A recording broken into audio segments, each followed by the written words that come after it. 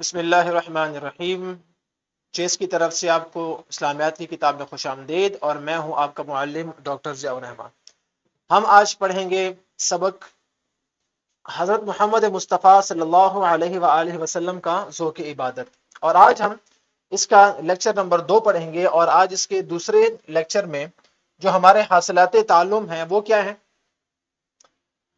Number 1، عبادت میں آپ صلی اللہ علیہ وسلم کے اعتدال اور میانہ روی کے واقعات کا جائزہ لے سکیں۔ کل ہم نے کچھ چیزیں پڑھی تھی، وہ چیزیں کیا تھی وہ ذرا ذہن میں فریش کر لیتے ہیں۔ کل ہم نے پڑھا تھا آپ صلی اللہ علیہ وسلم کا ذوق عبادت، عبادت کا ذوق کیا تھا، نمبر 1۔ اس کے بعد ہم نے آپ صلی اللہ علیہ وسلم کے معمولات جانے تھے کہ نماز میں معمول کیا تھا، روزوں میں معمول کیا تھا، اذکار میں معمول کیا تھا، اور تلاوت قرآن میں معمول کیا تھا۔ اور ان عبادات میں آپ صلی اللہ علیہ وآلہ وسلم کا خشوع اور خضوع یہ ہم نے جانا تھا۔ یہ 3 باتیں کل ہم نے پڑھی تھی، ذہن میں ہے کہ نہیں ہے؟ ٹھیک ہے۔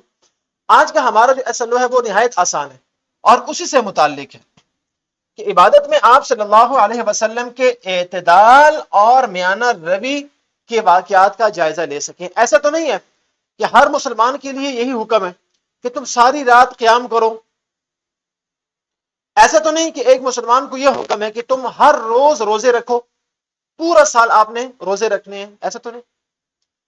کہیں ایسا تو نہیں کہ ایک مسلمان کو ہر روز یہ حکم دیا گیا کہ تم ہر وقت نماز ہی میں مشغول رہو، تم ذکر و اذکار میں ہی مشغول رہو، تم تسبیحات میں ہی مشغول رہو، اس کے علاوہ کوئی اور کام ہی نہ کرو، ایسا تو نہیں۔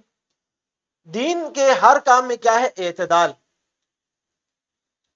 بیلنس، مطلب بیلنس، اور میانہ روی، درمیانی روش، نہ بہت زیادہ نہ بہت کم، ان دونوں کے درمیان جو ہے اسے کہتے ہیں میانہ روی، درمیانہ راستہ، ٹھیک ہے، بیچ کا۔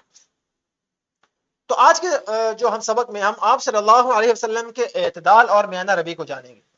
اس کے بعد ہم آپ صلی اللہ علیہ وسلم کے اعتدال اور میانہ روی کے واقعات کی روشنی میں اپنی عملی زندگی میں اعتدال کی صفت کو اپنائیں گے۔ جب ہم آپ صلی اللہ علیہ وسلم کی سیرت سے عبادات میں اعتدال کو جان لیں گے تو ہم نے اپنی زندگی میں ہر معاملے میں اعتدال کو کیسے لے کے آنا ہے اس کے بارے میں ہم سوچیں گے، ٹھیک ہے۔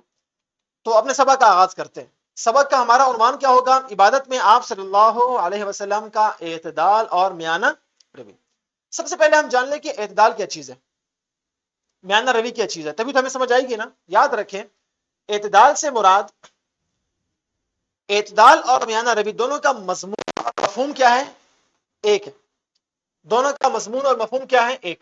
وہ کیا کہ نہ بہت کم نہ بہت زیادہ، بلکہ ان دونوں کے درمیان میں جو راستہ ہے جو کہ کیا ہے؟ بیلنس ہے، جو کہ کیا ہے؟ میانہ روی، جس کو کہتے ہیں درمیانہ راستہ۔ یہ ہے معنی اعتدال کا اور میانہ روی کا، توازن۔ جب آپ کسی چیز کا وزن کرتے ہیں، اگر اس چیز کا وزن 1 کلو ہو اور آپ کو جو پتھر ہے وہ بھی 1 کلو کا ہو تو چیز کیا ہوتا ہے؟ کانٹا بالکل کیا ہوتا ہے؟ اسے کہتے ہیں توازن ہو گیا، بھی اعتدال ہو گیا، بیلنس ہو گیا نا، ٹھیک ہے۔ آپ نے کسی کو 1000 روپے دینا ہے اور آپ نے اس کو 1000 روپے دے دیا تو اب بیلنس ہو گیا، یہ کیا ہے؟ اعتدال ہے، میانہ روی ہے۔ اگر آپ نے کسی سے 1000 روپے لینا تھا، 100 روپے دیے، یہ ٹھیک نہیں ہے۔ آپ نے کسی سے 1000 روپے لیا اور اس کو 1 لاکھ روپے دے دیے، یہ بھی ٹھیک نہیں ہے۔ 1000 کے بدلے 1000، یہ کیا ہے؟ بیلنس ہے۔ اسی طرح ہر معاملے میں، صرف عبادت میں نہیں، دین کے ہر معاملے میں اور زندگی کے ہر معاملے میں درمیانی راستہ اختیار کرنا، یہ کیا ہے؟ اعتدال ہے۔ اور دین اسی کا تقاضا کرتا ہے کہ ہر معاملے میں آپ کا کسی سے تعلق ہے، آپ نے اس کو ایک حد تک رکھنا ہے، ٹھیک ہے۔ آپ کی کسی سے کیا ہے؟ دشمنی ہے، وہ بھی آپ نے ایک حد تک رکھنی ہے۔ جنگ میں آپ جائیں گے لیکن وہاں بھی کچھ اخلاقیات آپ کو بتائی ہیں، وہاں بھی آپ نے اعتدال سے کام لینا ہے۔ تو آپ کے جو رشتے ہوں ان میں، آپ کی جو اخلاقیات ہوں ان میں، آپ کی جو ایمانیات ہوں اس میں، اور جو عبادات ہوں، ہر چیز میں آپ نے اعتدال رکھنا ہے۔ اگر آپ بازار جاتے ہیں، کچھ لین دین کرتے ہیں، خرید و فروخت کرتے ہیں، ایسا نہیں کہ آپ بازار ہی کے ہو کے رہ جائیں اور آپ سے نماز بھی بھول جائے، آپ سے تلاوت بھی بھول جائے، آپ سے خدا بھی بھول جائے۔ اسلام کہتا ہے نہیں، ایسا نہیں کرنا۔ آپ بازار میں بھی جائیں لیکن اپنی عبادات کو قضا نہ کریں. سمجھا یہ بات؟ یہ ہے. تو آج کا جو سبق ہے وہ یہی ہے کہ عبادت میں اعتدال سے مراد میانہ روی اور توازن ہے. سمجھ آ گئی؟ اسلام نے عبادات اور معاملات میں میانہ روی کی تعلیم دی ہے. عبادات کی مثال میں نے آپ کو دے دی کہ ہر وقت آپ مسجد میں ہی رہیں، ہر وقت آپ عبادت ہی کریں، تو یہ کیا ہے؟ رہبانیت ہے. کیا کہتے ہیں؟ رہبانیت. اور اسلام نے رہبانیت کو قبول نہیں کیا. لیکن اس کے مقابلے میں ہر وقت آپ معاملات ہی میں لگے رہیں، پیسہ آ رہا ہے، پیسہ جا رہا ہے، کیش، وہ بزنس، دکان، کوٹھی، بنگلہ، بینک بیلنس، گاڑی، ہر وقت اسی میں رہیں، اسلام اس کو بھی نہیں کہتا. اسلام کہتا ہے آپ نے عبادات میں اور معاملات میں کیا کرنا ہے؟ بیلنس رکھنا ہے، تاکہ عبادات کی وجہ سے آپ کے معاملات افیکٹ نہ ہو اور معاملات کی وجہ سے آپ کی عبادات افیکٹ نہ ہو. یہ چیز ٹھیک ہے. اور نبی اکرم صلی اللہ علیہ وسلم کی سیرت میں اعتدال کی بے شمار مثالیں کیا ہیں؟ موجود ہیں. اور کیا ہے اعتدال؟ یہ میں نے آپ کو بتا دیا کہ ہر چیز کو برابر اور عدل کے ساتھ ماپ تول کرنا، یہ ہے اعتدال. اور یاد رکھیں، ایک ہے افراط اور ایک کیا ہے؟ تفرید. یہ دو الفاظ ذہن میں رکھیے گا. ایک ہے افراط اور ایک ہے تفرید. افراط کیا؟ کسی چیز کو حد سے زیادہ بڑھا دینا، اور تفرید حد سے زیادہ کم کر دینا. یہ دونوں اسلام کو مطلوب نہیں. اسلام کہتا ہے کہ آپ نے دونوں کے درمیانی رستہ کیا ہے؟ ٹھیک. اور جب قرآن پاک میں مسلمانوں کی بات کی ہے، اسلام کی بات کی ہے، بلکہ امت مسلم کی بات کی ہے، تو ان کو کہا ہے امتن وسطا. امتن وسطا یہ لقب دیا ہے مسلمانوں کو، امتن وسطن. وسطن اس کا مطلب کیا ہے؟ درمیانی امت. حالانکہ اگر آپ غور کریں تو یہ امت مسلمہ جو ہے آخری امت ہے، درمیانی امت نہیں ہے. اس کے بعد تو کوئی امت نہیں آنی نا، نہ کوئی دین آنا ہے، نہ کوئی کتاب آنی ہے، نہ کوئی اور نیا رسول اور نبی آنا ہے. تو یہ امت بھی کیا آخری ہے، لیکن اس کو درمیانی امت کیوں کہا؟ کہ اس کے جو معاملات ہیں، عبادات ہیں، ایمانیات ہیں، وہ کیا ہے؟ بیلنس ہے. نہ بہت زیادہ. جیسے اسلام سے پہلے بعض جو تھے مذاہب ان میں یہ تھا کہ اگر کپڑے پہ کوئی چیز ناپاکی لگ گئی تو آپ نے کپڑے کو کاٹ کے پھینک دینا، وہ دھونے سے پاک نہیں ہوگا. اگر آپ نے کوئی صدقہ کرنا ہے تو آپ اس میں سے خود نہیں کھا سکتے، آپ جا کے پہاڑ پہ رکھ دیں گے، اوپر سے آگ آئے گی اور وہ اس کو، جس کی قبول ہوگی قربانی، وہ آگ اس کو لے جائے گی، ختم کر دے گی، بزم کر دے گی. اسلام اب کہتا ہے نہیں، آپ اعتدال سے رہیں، آپ قربانی کریں، خود بھی کھائیں اور غریبوں کو بھی کھلائیں، درمیان میں راستہ. نمازیں 50 نہیں ہے، 5 ہے، تاکہ آپ کے جو روٹین کے جو کام ہے وہ ہوتے رہیں، آپ کو اٹھنا بیٹھنا اور لوگوں کے ساتھ معاملات ہوتے رہیں. اب افراد اور تفریح سے یہ کیا ہے؟ ہٹ کر. یہ امت بھی کیا ہے؟ درمیانی امت. معاملات بھی ایسے، اگر کوئی خدا نہ خواستہ کوئی غم ہے تو شریعت آپ کو رونے سے منع نہیں کرتی، لیکن اپنے آپ کو پیٹنا، چیخنا، چلانا اور بلند آواز سے رونا، اس سے آپ کو روکتی ہے کہ یہ اعتدال کے خلاف ہے. اگر کوئی خوشی کا موقع ہے تو شریعت آپ کو خوشی کا اظہار کرنے سے روکتی نہیں ہے، لیکن وہ آپ کو اس بات سے روکتی ہے کہ آپ نے ایک حد سے آگے نہیں جانا، اعتدال سے آگے نہیں جانا، ڈھول باجے نہیں کرنے آپ نے، یہ آپ اعتدال سے بڑھ رہے ہیں. تو ہر معاملے میں کیا ہے؟ اعتدال ہے. اور افراط و تفریط سے بچتے ہوئے درمیانی راستہ اختیار کرنے کو کیا کہتے ہیں؟ اعتدال کہتے ہیں. اچھا، اسلام میں اعتدال کی اہمیت کیا ہے؟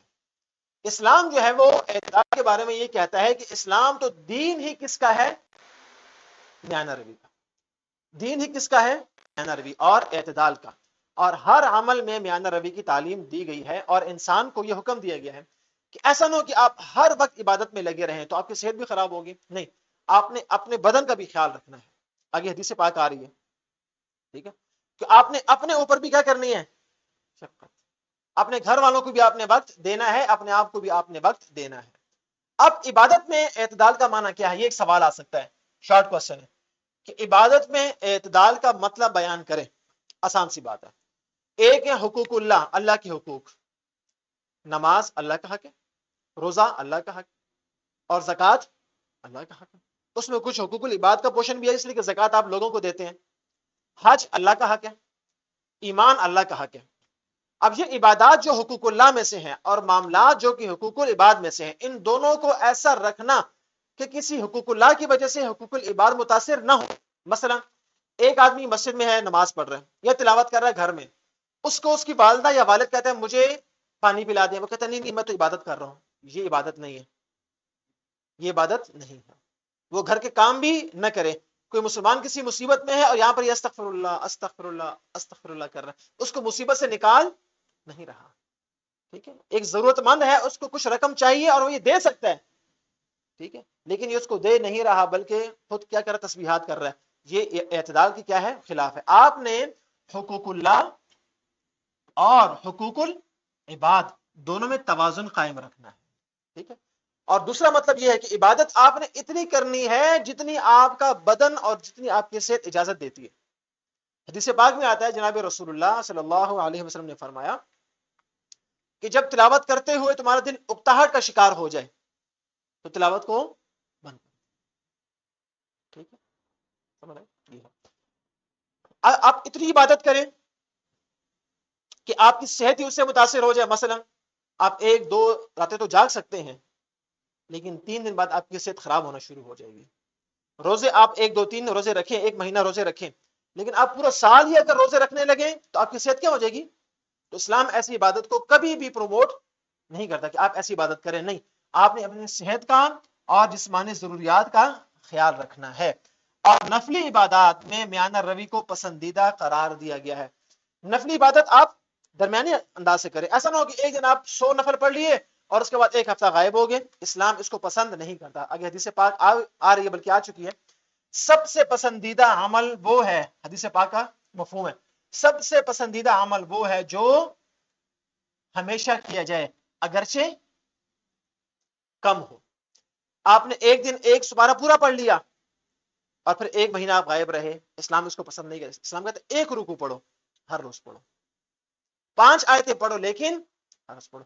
12 رکعت تہجد کی ضرورت نہیں ہے، 2 رکعت پڑھو.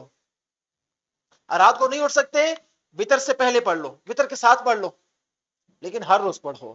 ایک رات آپ نے 12 رکعت پڑھ لی اور پھر آپ نے فجر بھی قضا کر لی، اسلام اس کو پسند نہیں کرتا. آپ 1,00,000 مرتبہ درود شریف پڑھیں اور پھر آپ 1 سال تک پڑھیں ہی نہ، اسلام کہتے ہیں ایسا نہیں چاہیے. ہر روز 10 مرتبہ پڑھ لو، 100 مرتبہ پڑھ لو، انف، کافی ہے. سمجھ رہے؟ تو اسلام کی نظر میں سب سے پسندیدہ عمل کون سا ہے؟ جو ہمیشہ ہو اگرچہ کم ہو. بہت زیادہ ہو لیکن کبھی کبھی ہو، وہ پسند نہیں ہے. تھوڑا ہو لیکن کیا ہو، ہمیشہ ہو اس میں. ٹھیک ہے، جیسے مثال کے طور پر اپنی مثال لے رہے ہیں نا، آپ ہفتے میں 1 دن آئیں اور 2 یونٹ پڑھ لیں، پھر 2 ہفتے چھٹی کریں. ایسا نہیں ہے، ہر روز آئیں، 2 ایسلوز پڑھیں گے، 3 ایسلوز پڑھیں گے. یہ اسلام کو بھی کیا ہے، پسند. ٹھیک ہے. سوم وصال، سوم کا مطلب کیا ہے، کون بتائے گا؟ روزہ. اور وصال کسے کہتے ہیں؟ فوت ہونا، انتقال ہو جانا. ٹھیک ہے. سوم وصال یہ وہ روزہ ہے کہ ایک انسان یہ کہے کہ میں ہمیشہ روزہ رکھوں گا، جب تک میں زندہ ہوں میں ہر روز روزے رکھوں گا، یعنی موت تک روزہ رکھنا. اسے کیا کہتے ہیں؟ سوم وصال. وصال تک یعنی انتقال تک میں روزے سے ہی رہوں گا، سحری افطاری کروں گا، بس میں پھر ایسے ہی رہوں گا. ٹھیک ہے، یہ ہے سوم وصال. جناب نبی کریم صلی اللہ علیہ وسلم نے سوم وصال سے منع فرمایا ہے کہ سوم وصال کوئی چیز نہیں ہے، یہ مت رکھا کرو. اس کے مقابلے میں آپ صلی اللہ علیہ وسلم نے سوم داؤدی کو پسند فرمایا. یہ 2 نام ذہن میں رکھیے گا، سوم وصال اور سوم داؤدی. سوم داؤدی کیا ہے؟ یہ حضرت داؤد علیہ الصلوۃ والسلام جو معروف نبی ہیں، جن پر کون سی کتاب نازل ہوئی تھی؟ زبور مقدس. داؤد ان کا یہ حضرت داؤد کا یہ معمول تھا کہ وہ 1 دن روزہ رکھتے اور 1 دن ناغا، پھر 1 دن رکھتے پھر 1 دن. تو ایک صحابی تھے، انہوں نے یہ معمول اپنا بنا لیا کہ میں ہر روز کیا کروں گا، روزے رکھوں گا. تو آپ صلی اللہ علیہ وسلم نے ان کو منع کیا کہ سوم وصال پسندیدہ اللہ کی نظر میں نہیں ہے، سوم داؤدی پسند ہے. اور سوم داؤدی کیا ہے؟ جو حضرت داؤد نے رکھے کہ 1 دن روزہ اور 1 دن ناغا. سمجھ آئی بیٹا؟ ٹھیک ہے. اور یہاں پر کیا ہے، میانہ روی ہے نا، کہ 1 دن روزہ اور 1 دن ناغا. اسی کا نام کیا ہے؟ اعتدال. اسی کا نام کیا ہے؟ میانہ روی. اور اسی کا نام کیا ہے؟ توازن. ذہن میں رہے گا. اور میانہ روی کو ہی اسلام میں بہترین عبادت قرار دیا گیا ہے۔ عبداللہ ابن عامر، یہ نام ذہن میں رکھیے گا، عبداللہ ابن عامر رضی اللہ تعالیٰ عنہ، ان کا یہی کیا تھا، معمول تھا کہ ہر روز انہوں نے پوری رات تہجد پڑھنی، پوری رات تہجد، اور ہر روز انہوں نے روزہ رکھنا، پوری رات تہجد اور پورا دن روزہ۔ ان کے والد جو تھے عامر ابن العاص رضی اللہ تعالی عنہ، وہ چلے گئے جناب نبی کریم صلی اللہ علیہ وآلہ وسلم کے پاس اور ان کو کہا کہ ہمارا بیٹا تو پوری رات تہجد پڑھتا ہے اور پورا دن روزہ رکھتا ہے، آپ اس کو کچھ سمجھائیں۔ تو آپ صلی اللہ علیہ وسلم نے عبداللہ ابن عمر کو بلایا اور ان کو منع کیا اور کہا کہ صوم وصال کوئی روزہ نہیں ہے، صوم داؤدی پسندیدہ ہے۔ اور پھر یہ فرمایا وَإِنَّ لِي، یہ ہے وَإِنَّ لِي جسدی کا علیہ کا حق، تمہارے بدن کا تم پر حق ہے، اس کا صحت کا خیال رکھو۔ وَإِنَّ لِعَيْنِكَ عَلَيْكَ حَقٌّ، تمہاری آنکھوں کا تم پر کیا ہے، حق۔ تمہارے گھر والوں کا تم پر کیا ہے، اپنے بچوں کو ٹائم دو، اپنے گھر والوں کو ٹائم دو۔ پوری رات تہجد پڑھنا اور پورا دن روزے سے رہنا یہ اسلام کی نظر میں پسندیدہ نہیں ہے، اور ان کو منع کیا اور ان کو روکا اس بات سے۔ یہ واقعہ ذہن میں رہے گا۔ اسی کے ساتھ دوسرا واقعہ تین صحابہ کرام کا ہے۔ تین کیا ہے، صحابہ کرام کا۔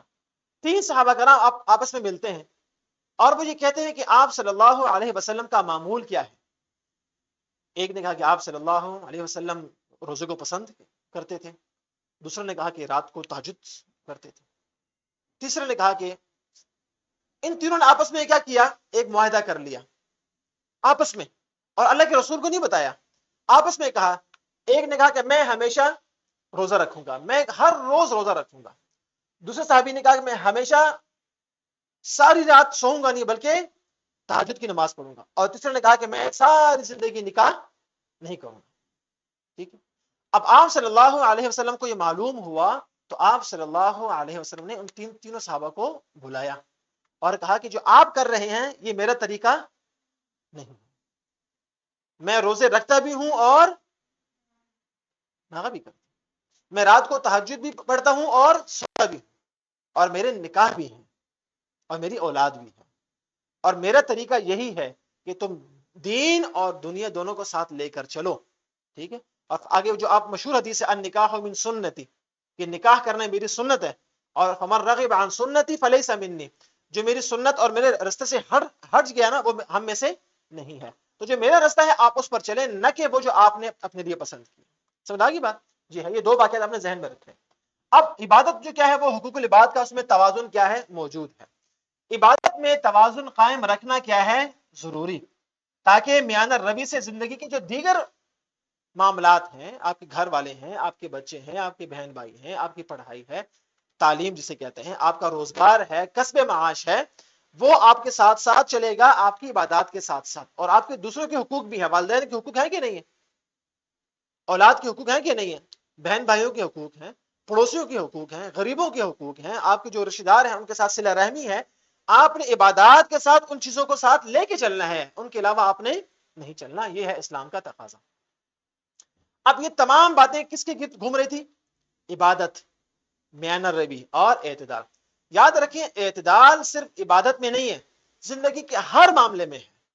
پڑھائی کرنی ہے اعتدال کے ساتھ، ایسا نہیں کہ ایک ہفتہ پڑھا، صبح شام پڑھا اور اپنا آپس میں لگا دیا اور ایک ہفتہ بیمار پڑے رہے، ایسا نہیں پڑھنا۔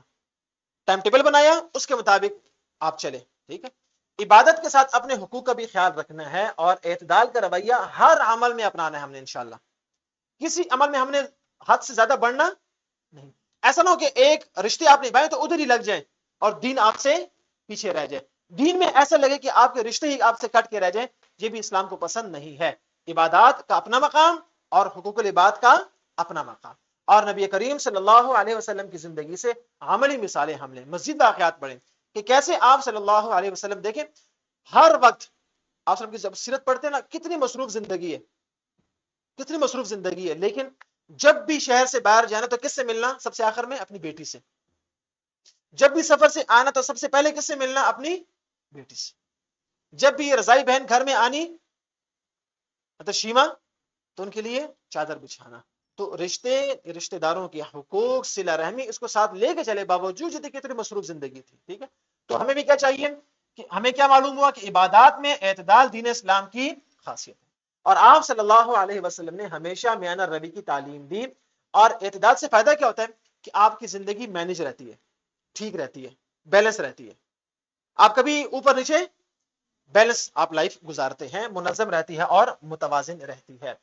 تو یہ تھا ہمارا آج کا سبق. اور آج کی جو ایکٹیویٹی ہے وہ کیا ہے, آپ مثالیں پیش کریں کہ کس طرح ہم عبادت میں اعتدال لا سکتے ہیں, اور اپنی روزمرہ زندگی میں اعتدال کے طریقے آپس میں ڈسکس کریں.